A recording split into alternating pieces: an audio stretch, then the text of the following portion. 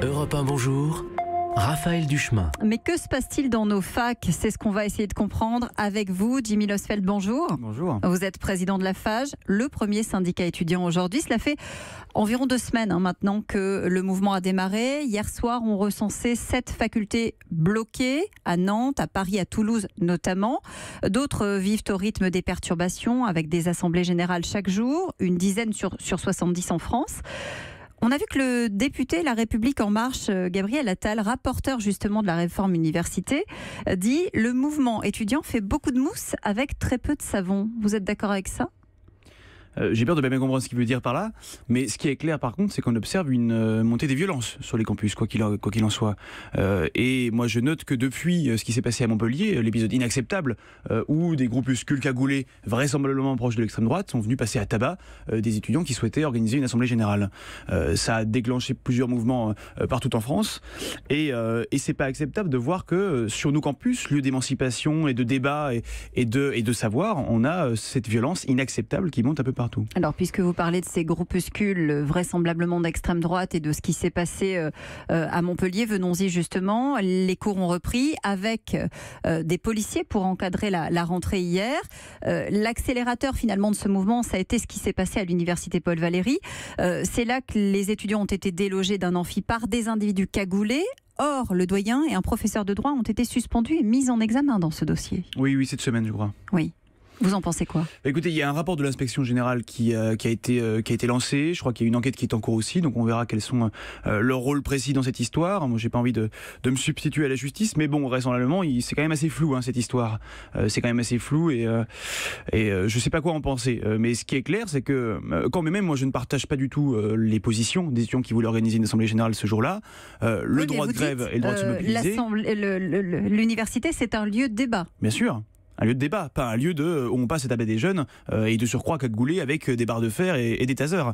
Donc oui, il faut permettre à chaque jeune d'avoir la possibilité de parler, de dire ce qu'il a envie de dire, de donner ses opinions sur les réformes en cours, sur la SNCF s'il le souhaite, mais en aucun cas on les passe à tabac, en aucun cas on tombe dans les dérives comme on peut voir à Paris 1 où on a vu le local de Lyon des étudiants juifs de France saccagé avec des dagues antisémites. Là aussi une enquête est en cours, on verra d'où est la provenance.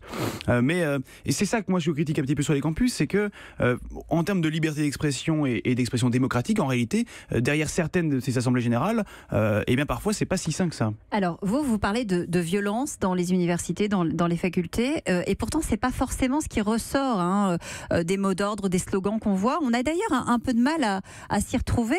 Nous qui sommes à l'extérieur, on se dit mais qu'est-ce qui se passe? Pourquoi est-ce que les étudiants sont dans la rue aujourd'hui et bloquent? Je pense qu'il y a une instrumentalisation de ces conflits. C'est-à-dire, c'est politique? Moi, je pense que c'est politique, c'est syndical, parce que, encore une fois, les mots d'ordre ne sont pas très clairs. En fonction des universités, déjà, les blocages ne sont pas légitimés de la même manière. Du côté Mais vous de Toulouse, dites ça parce que vous ne soutenez pas le mouvement tel qu'il est conçu aujourd'hui? Pas en tant que tel, effectivement, parce que moi j'ai eu une expression, et on est toujours en négociation aujourd'hui sur la réforme Parcoursup par ailleurs. Il y a le volet réglementaire qui s'est ouvert, il y a encore beaucoup de réunions, et moi je constate que eh bien, le CNESER, qui est l'instance nationale de démocratie sociale dans l'enseignement supérieur en France, a voté favorablement pour la réforme et le projet de loi.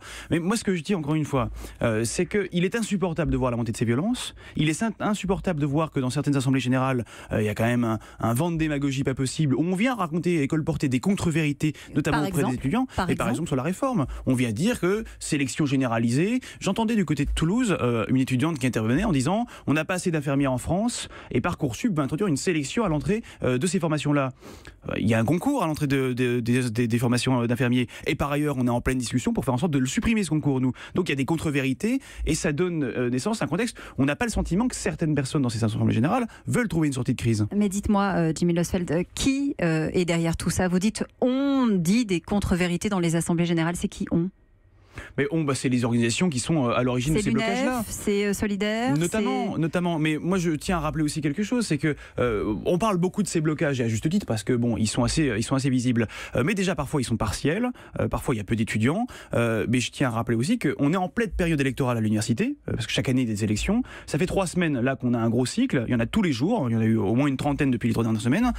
Eh bien, les organisations qui sont à l'origine de ces blocages ne sortent pas majoritaires des scrutins. Et encore une fois, et encore plus qu'il y a un an, c'est la FAGE qui continue de remporter ces élections. Preuve d'une chose, c'est que les étudiants ils partagent plutôt notre point de vue, c'est-à-dire que la réforme, elle va dans le bon sens, mais par contre, il y a encore des choses à revendiquer. Donc c'est pour ça que je dis que je comprends en partie la colère qui s'exprime. Justement, je la comprends partiellement. Qu'est-ce qu'il faut revendiquer d'après vous aujourd'hui? Qu'est-ce qu'il faudrait négocier? Parce que la réforme de l'université, force est de le constater, elle est passée. La réforme est une bonne réforme. Mais par contre, la seule manière qu'on puisse faire en sorte que les promesses faites par le gouvernement, notamment en termes de démocratisation, soient respectées, c'est avec des moyens supplémentaires. Il faut des places, il faut plus de profs, il faut plus de moyens. Nous, on réclame 1 milliard de plus par an sur le PLF pendant 5 ans, sur le projet de loi de finances, pardon.